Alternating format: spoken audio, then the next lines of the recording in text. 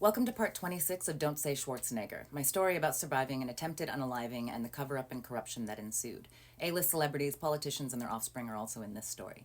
So now we're up to February 5th, 2018. We are at the last of the seventh and the last of the hearings to cover the probation violation of the three Drizzes being caught with the stolen loaded chambered pew-pew, the white powder, and the duffel bag of green plants.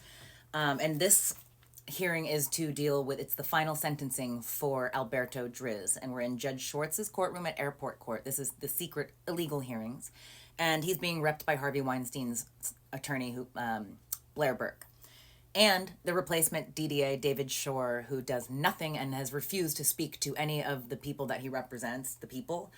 So he's there. So it's a great lot of people.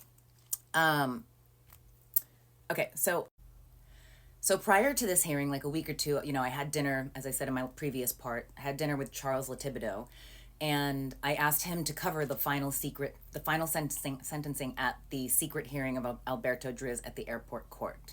I was like, we need your help. This needs to be front page news, and obviously you're on my side, so why don't you guys just do what you do, So Charles is like, well, don't worry, I can get this reporter that I know, Mary Beth McDade, to cover your story.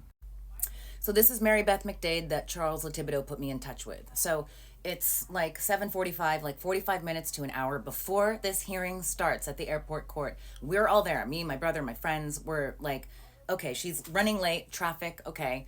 She's not going to make it in time, but she'll be here for the end of the hearings. But we got to go in without her. So we just go up. It's like 8:20. We're like, we got to go in. It starts in 10 minutes. So we go up and the hearing starts. Okay, so the hearing starts, and Judge Schwartz starts off with, he tells the court, he goes, okay, so DDA Higgins, that's the ethical one that was replaced. He said DDA Higgins offered 270 days in jail for the pew-pew and the white powder, all that stuff. He says, but Blair Berk went and talked to head deputy Stephen Katz in the Airport Court, out of jurisdiction, and he authorized a disposition which was time served and 3 years probation. So no jail time whatsoever. And they also removed AA classes, and they loosened up his traveling requirements. So they rewarded him for the pew-pew and the white powder. And he asked DDA Shore, who represents us, the people, he says, do you have any problem with that? And DDA Shore says one of two words, he says, for the entire hearing, and he says, nope, all good. Doesn't even look at us. He didn't even introduce himself to us when we were in court. We were like, hi, he looked the other way. This is crazy. So then the judge kind of Schwartz goes over it, and he's like, okay, so here's the thing. It's going to be formal probation for 3 years, and you're going to have to pay a restitution fine. These are all fines to the court. He ended up having to pay about $670 to the court for all of this stuff, which I'm sure a lot of people, I'm sure everybody gets the same legal rights as this wealthy man. And then here's where it goes. Here's where it gets crazy. So then Judge Schwartz, he says, okay, let me just finish all this paperwork now. It's just unbelievable. And I remember when he said that too, he was like, whoa, he couldn't believe this paperwork because this is not legal stuff. And he knew not to ask questions. So then he says, you violated the obey all laws condition of your probation, Alberto. Do you admit it? Alberto says, yes. Ready for this quote from the transcript? So remember from the very first hearing for this probation violation, I mentioned that Judge Schwartz quoted Arnold Schwarzenegger, even said Arnold's name and said, do you know who that is? And Alberto said, yes, sir. He said, and you know how he said, I'll be back? And he's like, yes, sir. And it was very weird. And I was like, that's a coincidence. So that was one time, the first time Schwarzenegger's name was brought up in hearings, in the illegal secret hearings. Ready for this? Here we go. So he says, look, Mr. Driz, I have never met you before this case came into my court. I don't know any kind of history here. But there is obviously something in the stratosphere going on that I am not aware of. But I would just tell you this. You had a probation search once. They will be back. The famous Governor Arnold Schwarzenegger's line in Terminator, I'll be back. They will be back. Do you understand that? Yes, Your Honor. So that's two of like the next 4 or 5 times that I'm going to bring this up because they did, not me. So yeah, twice quoting Arnold Schwarzenegger to the defendant while breaking the law, the judge. So I thought that was really interesting. And then we ended the hearing with Blair Berk asking the judge, hey, can you remove AA requirements? Because, it's not really working out. It's not fun. And DDA Shore, representing the people, says, submitted. And then he's done talking for the entire time. He said his 2 words. He ignored the people that were like in the back, like, hi, could we say something? No? Okay, we'll sit down. So the hearing ends, and we're like, I'm about to burst into tears because I'm like, what is happening? What are we witnessing? I don't understand any of this. But we know that we need to run downstairs and meet Mary Beth McDade.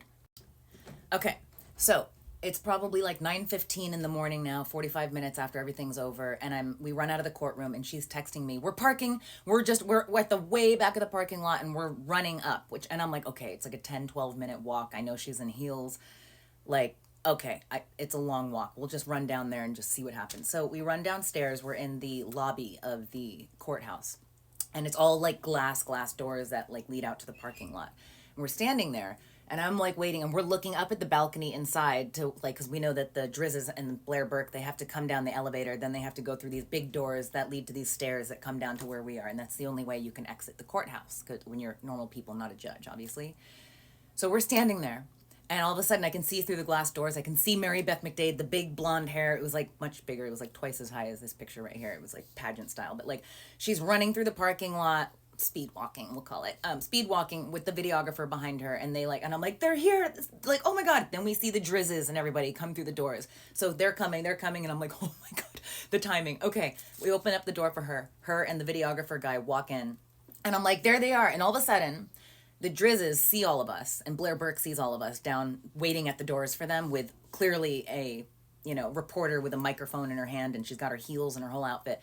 So they take off through a side door. Somebody allowed them to go through a side door. And while they're doing that, I turned to her and I was like, you just caught them. They're going to have to come out any second anyways. And we didn't know they were going through a side door. I was like, but they're going to come down here. And I told her really quick what happened in the hearing. And I looked to her videographer guy, and I'm looking at him, and I introduce myself, and then he goes like this. Have you ever seen that movie Baby Mama with Amy Poehler and Tina Fey? And Amy Poehler gets out of the car, and she's like, oh, let me pay you back for the ride. And she does this really pathetic, like pretending she's looking for a wallet. It's really funny. The videographer literally goes like this. He was like, okay, oh, I forgot my video camera. He had one job. And they walked for 12 minutes from the back of the parking lot. And he didn't notice that he wasn't carrying a big camera, like the size of a small child. And she didn't notice that he wasn't carrying a big camera. So he's like, oops, guess we can't get anything. And she's like, yeah, that's too bad. And I was like, what? And I'm still not connecting dots. I'm just thinking they're stupid, So I'm like, oh my God. Like, okay, fine. So I run outside. I grab my phone camera. I run outside. And the first thing I see Sean Driz parked waiting for Alberto and Maurice to run out the side door to get into his car. He's driving a $450,000 Rolls Royce Phantom. He's looking away from the camera here because he saw me like snapping pictures, because I was like, I'm going to get something. If KTLA is just pathetic at their jobs and they don't know how to use a camera, then I'll get it. So I got that photo, and I got that photo. These are broken, indigent men, and he was in his like mid-20s, like I don't even know, 27 or something like that at the time of this picture, and he's driving a $450,000 Rolls Royce Phantom. So that was upsetting, especially because like we had lost our careers, our businesses, everything. We had to readjust our entire lives around this all happening. So that's the end of the hearing, and KTLA got there 45 minutes after the hearing started. They forgot their camera, and she never got one photo, even with her phones. He didn't, the videographer, even with his cell phone. I think he must have forgotten that in the car too. So I thought that was very interesting. And I let Charles Thibodeau know, again, I was naive at the time, and I was like, oh, what a terrible chain of events that happened, a coincidence. And he was like, yeah, it's too bad. So that's the end of that. Yeah, we've got a lot more to get into. Only 6 years left of crimes and coincidences. So thanks everybody for sticking around. I think I'm going to do a live tomorrow too to talk about all this. So I'll post something about that. But thank you everybody so much. Yay, I learned how to use a green screen finally.